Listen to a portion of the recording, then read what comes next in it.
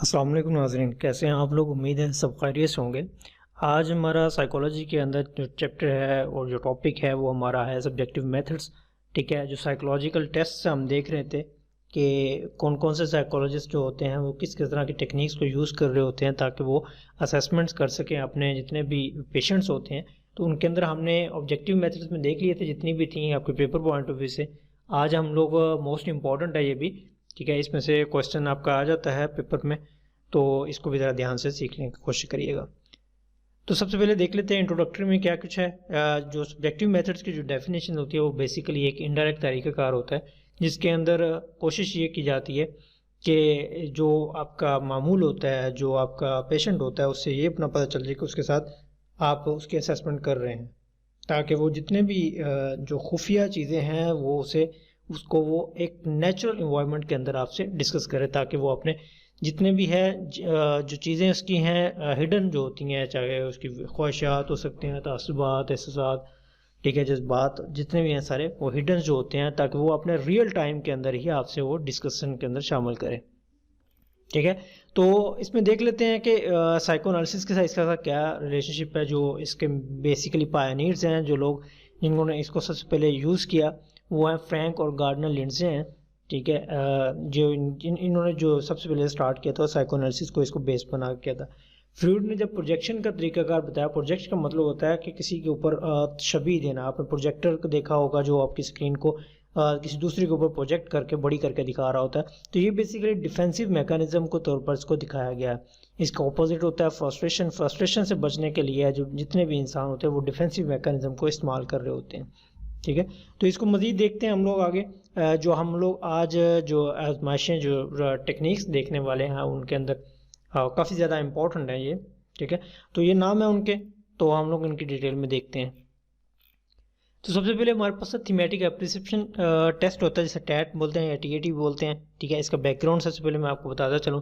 Cristiano Morgan Henry मेरे ने जो सबसे पहले जो आर्टिकल्स इसके पब्लिश किए थे उसके अंदर इस चीज़ का जिक्र मिलता है।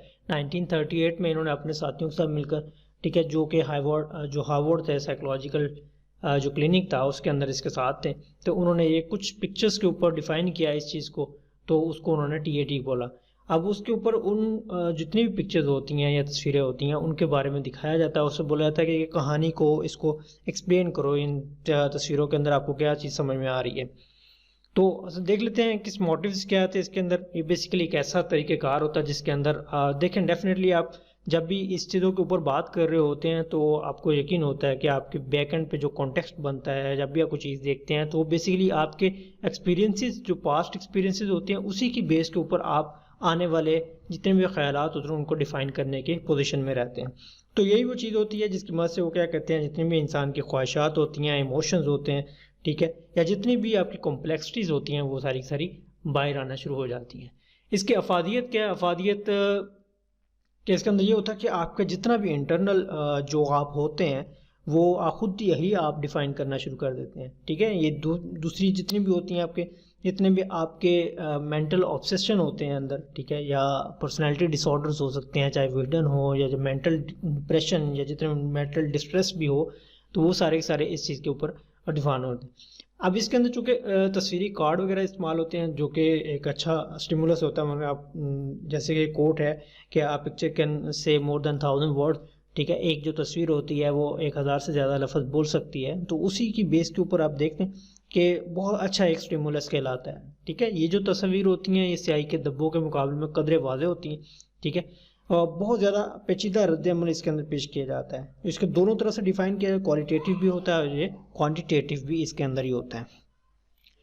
तो देख लेते हैं इसका थीम क्या है। थीम के अंदर यही होता है कि जब भी आपको कोई तस्वीर दिखाई जाती है तो बेसिकली आप उसको डिफ़ाइन कर रहे होते हैं अपने पास्ट एक्सपीरियंसेस की बेस के ऊपर। ठीक है, तो वो जिस वक्त आपको देखने के ऊपर जो आपको पहला ख्याल आता है आप उसको बताना शुरू हो जाते हैं। ठीक है, ये बेसिस का थीम कहलाता है। उसके बाद देख लेते हैं कि इसको रिसर्च के अंदर कितना यूज़ किया जाता है। ठीक है, जो जितने भी रिसर्च पेपर शाया किए गए हैं 1950 के अंदर इसके ऊपर ऑलमोस्ट 100 के करीब आर्टिकल्स और बहुत सारी बुक्स टीएटी पे शाया हो चुकी हैं। ठीक है, इसके अंदर एमएमपीआई जो पीछे हमने पढ़ा था, वेस्लर की जो स्कीम वेस्ट जिसे कहते हैं, ठीक है, इसके मुकाबले में कम, मगर इसके बावजूद 1970 के अंदर इसके ऊपर 1800 आर्टिकल छप चुके थे। ये इसकी इंपॉर्टेंस बता रहा होता आपको। ल्यूबन और उसके साथियों ने 1985 के अंदर भी इसके ऊपर रैंकिंग इसको किया और रैंक इसको तकरीबन 7 नंबर इसको दिया गया। इसको बेसिकली यूज़ किया था क्रॉस कल्चर स्टडीज़ के अंदर, ठीक है। इसका मटेरियल बेसिकली क्या होता है, इसके अंदर टोटल 19 तस्वीर होती हैं जो कि वाइट पेपर के ऊपर बनाई जाती हैं। इसमें खाली कार्ड भी होता है, ठीक है। टोटल आदमी को 20 कार्ड दिखाई जाती है। ये बेसिकली 2 सेशंस होते हैं, ठीक है। एक के अंदर आपको जो बताया जाता है कि माहौल की अहमियत, जो फर्स्ट देखा जाता है कि एक नशिस्त में मामूल को 10 दिखाई जाती हैं, दूसरी में भी 10 दिखाई जा रही होती हैं, ठीक है। प्रोसीजर इसका क्या होता है, जैसे मैंने बताया कि 2 नशिस्तों में 2 सेशन इसके होते हैं, ठीक है। एक एक करके दिखाई जाती है, ठीक है। हर तस्वीर के बाद जितनी भी आप जो भी आप फिक्शनल स्टोरी बना सकते हैं वो बनाई जाती है, ठीक है। बहुत सारे क्वेश्चन होते हैं, आप इस चीज़ को अच्छे से समझ सकते हैं। उसके बाद दूसरे सेशन के अंदर भी कहानियों की वजाहत मांगी जाती है कि हाँ भी आपने ऐसा क्यों कहा, ठीक है। वो उसके बारे में बता रहा होता है, अपने पास्ट एक्सपीरियंसेस को बेस बनाकर वो आपको इस चीज़ के अंदर बताया जा रहा होता है, ठीक है। कुछ क्लैरिफिकेशन है इसके अंदर, ये सिर्फ सुनाई जाती है, लिखाई नहीं जाती है, ठीक है। पहले ज़माने के अंदर स्टेनोग्राफर होते थे या जो राइटर होते वो लिख रहे होते थे, लेकिन आजकल ये चीज़ रिकॉर्ड कर ली जाती है क्योंकि ये ज़्यादा ईजी वे होता है। एनालिसिस बेसिकली होता है, मरे ने इसको 2 तरह से किया है इसको, ठीक है। 2 नीड्स के अंदर इसको डिफाइन किया है, एक तो प्राइमरी नीड्स और दूसरा secondary needs. Primary needs basically वही होती हैं जो आपके खाना पीना रोटी कपड़ा मकान जिसे आप कहते हो, ठीक है। उसके बाद कुछ साइकोलॉजिकल नीड्स होती हैं, ठीक है। तो इसके अंदर जो नीड्स का जो बेसिकली है उसका जो हम उसको डिफाइन कर लेते हैं। प्रेस देख लें, माहौल की प्रेस से मुराद ये होता है कि जितना रिएक्शन होता है आपका, ठीक है।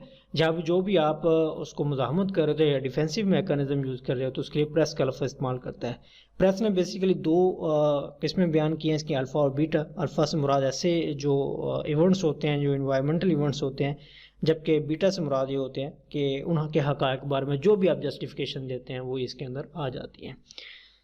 तो इन दोनों के बाद जो इनका रिएक्शन होता है, जो आपका फाइनल प्रोडक्ट होती है उसे थीमा कहा जाता है, ठीक है। थीमा किरदार का जुज़ नहीं होता बल्कि कंटिन्यूटी ऑफ कैरेक्टर्स होते हैं, ठीक है। इसके अंदर बेस बनाया जाता है, ठीक है। कहानियों का एनालिसिस करने के अंदर इस्तेमाल होता है। आप देख ले किसी भी कहानी के अंदर जो कुछ कैरेक्टर्स होते हैं वो आप डिफाइन कर लेते हैं। सबसे पहले हीरो का आता है, ठीक है। मामूल की कहानियों में सबसे हीरो का तयन किया जाता है और उसके देखा जाता है कि उसकी क्या एबिलिटीज़ है, क्या कैरेक्टरिस्टिक्स है, क्या क्या उसकी काबिलियत वगैरह है, वो सारे का सारा उस चीज़ को देखा जा रहा होता है कि वो हीरो के अंदर क्या क्वालिटीज़ हैं वो लिख ली जाती हैं। दूसरी आते हैं नीड। 28 ज़रूरियात की एक फहरिस्त बनाई गई है। मामूल को इस कहानियों के ऊपर पाए जाने वाली जितनी भी ज़रूरियात को वाज़ह किया है वो किसी भी किस्म की हो सकती हैं। शिद्दत उसकी क्या है, दुरानिया उसका क्या है और उसकी रेपुटेशन क्या होती है, ठीक है।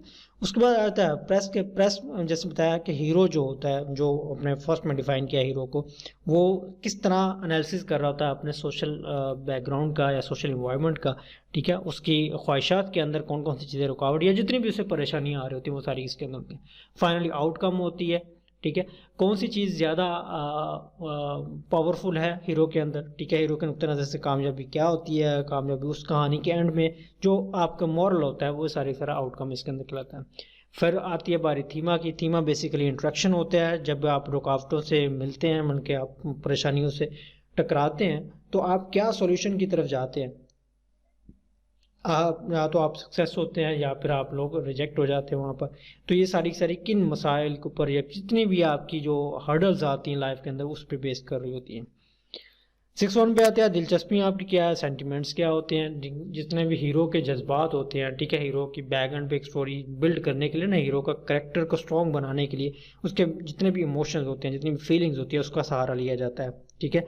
फ़र्द के जो हम उम्र होते हैं या हम जिन्स जो होते हैं, उनके अलावा उम्र रसीदा मर्द, ये सारे इन सब के जज्बात के साथ क्या तज़किये के दौरान ये भी बेसिकली नोट किया जाता है कि इसकी सबकी पॉजिटिविटी ज़्यादा है इसमें अंदर या नेगेटिविटी अंदर। अब इसकी खसूसियात के अंदर देख लें, जितने भी हैं ये आपके हैं। काफ़ी क्वेश्चन लंबा हो जाता है, टीएटी का क्वेश्चन आपके पेपर में बहुत ज़्यादा बार पूछा जा चुका है, ठीक है। तो इसके लिए आप लोग कर सकते हैं, इसको अच्छे तरीके से आपने तैयार करना है, ठीक है। तो हमारी जो सेकंड है वो चाइल्ड अप्रिसिएशन टेस्ट होती है। ये बेसिकली बच्चों के लिए बनाई गई है, इसका माखज़ भी टीएटी है, ठीक है। इसके अंदर 10 कार्ड होते हैं, जिससे 3 से 10 साल तक के बच्चों के लिए इस्तेमाल किया जाता है। इसके अंदर बेसिकली जानवरों की तस्वीर होती हैं, जो बच्चे जो खुद को जानवरों से हासिल कर लेते हैं, इस तरह वो आसानी से अपने आप को एक्सप्रेस कर सकते हैं, ठीक है। जो हमारी कायद-ए-आज़म यूनिवर्सिटी के जो प्रोफेसर हैं साइकोलॉजी की, डॉक्टर प्रोफेसर जो हैं डॉक्टर सीमा परवेज़, उन्होंने इसको स्टैंडर्डाइज किया है एज़ पर पाकिस्तानी चिल्ड्रंस के अंदर। उसके बाद हमारे पास आ जाता है फ़िक्रात की तकमील के बारे में एक टेक्निक्स आ जाती हैं। इसके अंदर आपको फिल इन द ब्लैंक्स दिया जाता है और तो फ़र्द को 20 मिनट दिए जाते हैं, ठीक है, कि उसने इस फ़िक्रात को पूरा करना होता है, ठीक है। इसके अंदर आप नॉर्मली आपकी टेंडेंसी का पता चलता है कि जिस्माजी जिस्मान इंसानी क्या है, जानी रवैये, जितने भी सारे इनके औसाफ का या करैक्टरिस्टिक्स का पता लगाया जा सकता है। फर्दर देख लेते हैं word association test. For example आपको एक लफ्ज़ बोल दिया जाता है, जैसे अंताक्षरी आप कहते हैं ना, आखिर लफ्ज़ होगा तो आपने या शेर सुनाना है या गाना गाना है, तो उसी तरह ये बेसिकली देखा जाता है। मुतलफ़ा की फ़हरिस्त होती है, इस फ़हरिस्त में मुल्क एक लफ्ज़ बारी बारी सुनाया जाता है, उसे कहा जाता है कि लफ्ज़ को सुनते ही अपना रिएक्शन दे, या जो उसके जहन में जो लफ्ज़ आता है वो उसके बारे में बोले। इसके अंदर रिएक्शन टाइम को बहुत ज़्यादा इंपॉर्टेंट है, क्योंकि रिएक्शन जितना आप सोचते हो, आप उतनी ज़्यादा प्रोसेस करते हो माइंड को, तो उतना ज़्यादा आप मनगढ़ंत कहानी भी सुना सकते हैं, ठीक है। तो ये बेसिकली इसके अंदर देख लें। इसके अंदर जो फोर्थ इसके अंदर जिक्र किया जाता है वो यूंग है, ठीक है। तलाज़म जो एसोसिएशन ऑफ वर्ड्स की फहरिस्त इस मकसद के लिए मुतारफ़ करें, यूंग ने टोटल 40 बताए थे, ठीक है। इसको लफ्ज़ी तलाज़म की फहरिस्त भी कहती है, तो इसलिए नफ्सियाती मरीज़ों के ऊपर ये बहुत ज़्यादा इस्तेमाल की है। कैंट रोज़नॉफ की मुरतब करदा भी है, जो कि बेसिकली 100 वर्ड्स पर मुश्तमिल होती है। ये बेसिकली अब नॉर्मल पर्सनस के लिए इस्तेमाल होती है। इसके अंदर कुछ वर्ड्स है, सिमिलैरिटीज़ है, कॉन्ट्रास्ट है, प्रॉक्सिमिटी है, कैजुअलिटी होती है। फाइनल वन हमारे पास आ जाती है रोडशाह की इंक ब्लॉट टेस्ट। ये बेसिकली 50वीं सेंचुरी के अंदर ये भी बहुत ज़्यादा इंपॉर्टेंट है पेपर पॉइंट ऑफ व्यू से, ठीक है। जो मशहूर जो एक आर्टिस्ट थे लियोनार्डो डी विंसी, ठीक है, जिन्होंने साबित किया कि अगर स्पंज से दीवार पर काले धब्बे लगाए जाएं तो फौज में मुख्तलिफ किस्म के बातनी एहसास पैदा होते हैं। कर्नर ने 1858 के अंदर इसकी वजाहत भी की कि जितने भी जो इंक ब्लॉट्स होते हैं, ठीक है, उसके लिहाज से अहम है कि ये बेसिकली आपको एसोसिएट करते हैं आपके एक्सपीरियंसेस के अंदर। बीने और हेनरी ने भी अपनी जो इंटेलिजेंस जितनी भी हमने टेक्निक्स पढ़ी थी उसके अंदर भी इसको यूज़ किया है। टॉल्चर ने कर्नर के बनाए गए धब्बों में तरमीम की। तो ये बेसिकली इस करंट पोजीशन के अंदर है जिसको हम रोडशाह के इंक ब्लॉट टेस्ट कहते हैं। 1911 के अंदर जितनी भी इंक्स के धब्बों पर काम शुरू हुआ, 21 के अंदर इसको बेसिकली डायग्नोस्टिक टेस्ट के तौर पर इंट्रोड्यूस करवाया गया, कि इसके अंदर साथ में कुछ स्टेटमेंट सी हिडन स्टेटमेंट के साथ साथ जहानत, इंटेलिजेंस और जहनी अमराज की निशानदेही भी करने शुरू कर दी।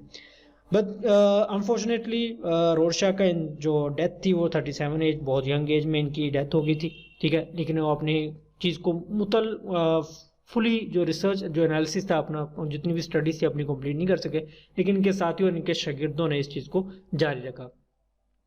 तो उसके बाद इसके बाद 5 डिफरेंट जितने भी इसके स्टूडेंट्स थे या जितने भी साथी थे उन्होंने अपना अपने पॉइंट ऑफ व्यू से उतने स्कूल ऑफ थॉट्स बनाए, ठीक है, जिनको कोबे, क्लोफर, पेट्रोस्की, हर्टस और रिपापोर्ट, ठीक है, इन्होंने मुरतब किया। एक्सनर ने इन सब के तरीक़ाकार को मिलाकर एक जाम जो एक कॉम्प्रिहेंसिव एक सिस्टम दिया, ठीक है, उसको मुतारफ़ करवाया। ये बेसिकली आजकल यही ज़्यादा इस्तेमाल होता है। ये एक सब्जेक्टिव टेक्निक है, जैसे कि हम पढ़ ही सब्जेक्टिव रहे हैं सारी की सारी, और उसके बाद जितनी भी इंक ब्लॉट्स है उसके अंदर टोटल 10 कार्ड्स हैं, ठीक है। इनमें से 5 कार्ड्स सफ़ेद हैं, स्याह और ग्रे रंग पर मुश्तमिल होते हैं, जबकि बकिया 5 कार्ड जो होते हैं मुख्तलिफ रंग के इस्तेमाल।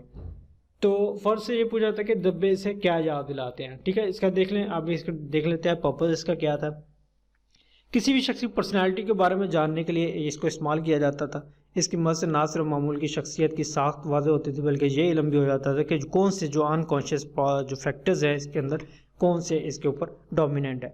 ल्यूबन का जिक्र हमने पीछे भी दिया है, और इसके साथियों ने इसके बाद उसका डोरान, ब्लेंगर्ड और मैंडल, ठीक है, 88 के अंदर इन्होंने इसको एक्सप्लेन किया कि रोडशाह की जो आजमाइश को नफ्सियात और उसके बाहर की दुनिया से बेहद एतराज़ात का सामना करना पड़ा। इसके बावजूद ये सबसे ज़्यादा इस्तेमाल होने वाली आजमाइश और उसे एक बेहतर पैमाना समझा जाता है। तो फर्दर हमारे पास यही था टॉपिक आज के लिए। तो उम्मीद है कि आपको इस चीज़ समझ में आई होगी, ठीक है। और आपको पता होना चाहिए कि सर्वे का भी एक जो प्रैक्टिकल है, ठीक है, वो भी आपका होना चाहिए। और उसके साथ साथ अगर कोई चाहता है कि ऑलमोस्ट 40 डेज़ की क्लास अगर हम सेशन रखना चाहें तो आप वो भी हमसे कांटेक्ट कर सकते हैं। बहुत नॉमिनल सी फ़ी रखेंगे, 40 डेज़ में नथिंग टू वरी, बल्कि हम लोग पूरा क्वेश्चन आपको पूरा ये पेपर भी क्लियर करवा देंगे इंशाल्लाह। हम लोग आप लोगों के लिए ये कंटेंट्स तो बनाते ही रहेंगे, लेक्चर्स आपको देते हैं, उम्मीद है आपको समझ भी आती होगी। अगर किसी को कोई मसला आ रहा है तो हमारे व्हाट्सएप पे कांटेक्ट कर सकता है, ठीक है, या हमारे फेसबुक पेज पे कांटेक्ट कर सकता है। ये सब चीज़ें इस वीडियो के एंड के पेज के ऊपर भी मेंशन होती है। अपने दुआओं में याद रखिएगा। अल्लाह हाफिज़।